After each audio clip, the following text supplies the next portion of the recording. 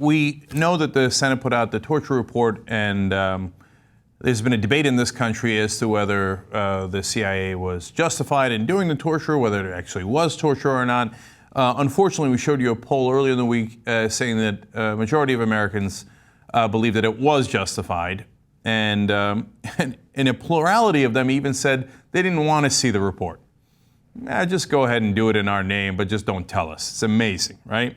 Well, Think Progress looked into a little bit more, and Jack Jenkins wrote a very good story about this, and about how Christians should react and how they, in fact, in reality, reacted to this news. Turns out, Christians polled were actually more likely than the general public to support torture.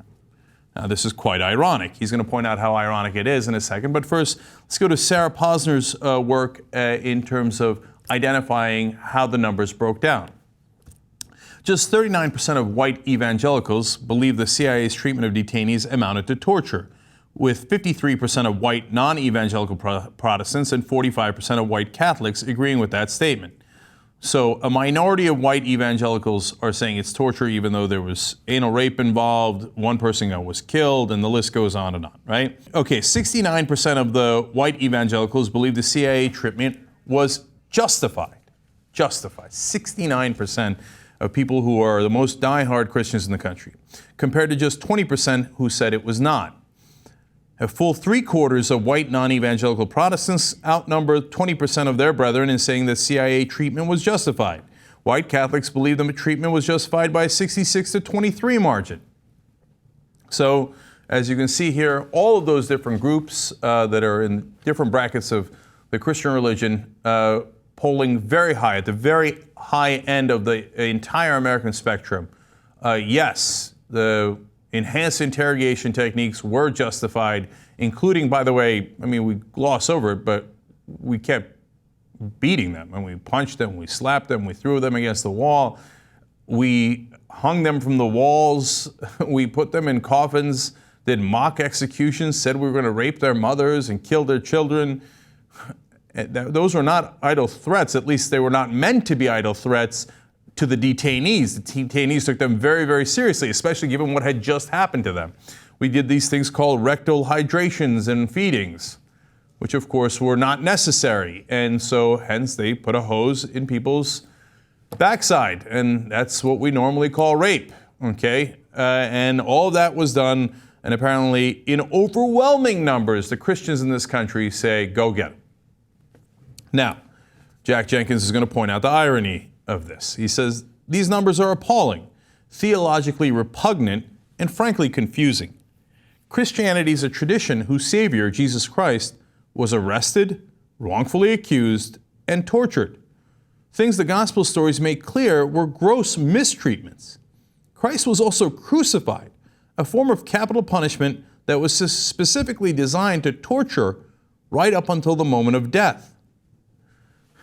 This was something I've been saying for a long time, but I'm not a Christian, right? I pointed out, but I read the Bible, I read the New Testament. Everybody knows how that story ends, right? Jesus was literally tortured to death.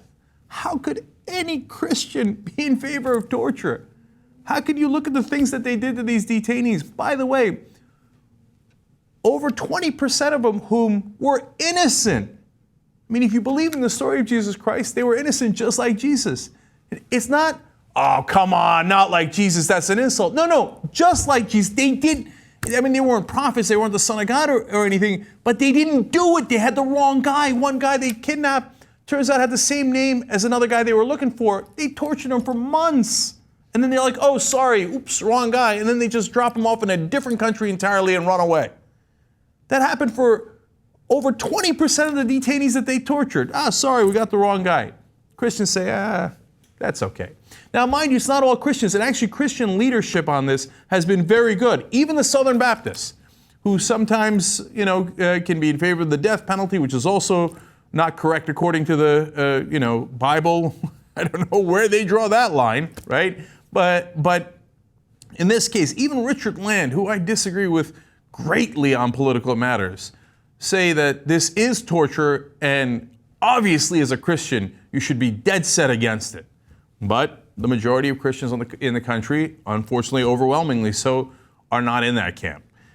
And Jenkins points out, in fact, this is the height of irony, Christians often wear a symbol of this torture, the cross, around their necks, supposedly as a reminder of the tragedy of Christ's death. And finally, he concludes the piece by saying, ultimately, the results of this poll begs a troubling question. If Christians cannot stand against torture, the very tool used to kill Jesus, what do they stand for? It is an excellent question. I'm not a Christian, so I can't answer it. But if you're a Christian out there and you're in favor of these techniques, you tell me, how on God's green earth can you wear that cross around your neck and be in favor of torture?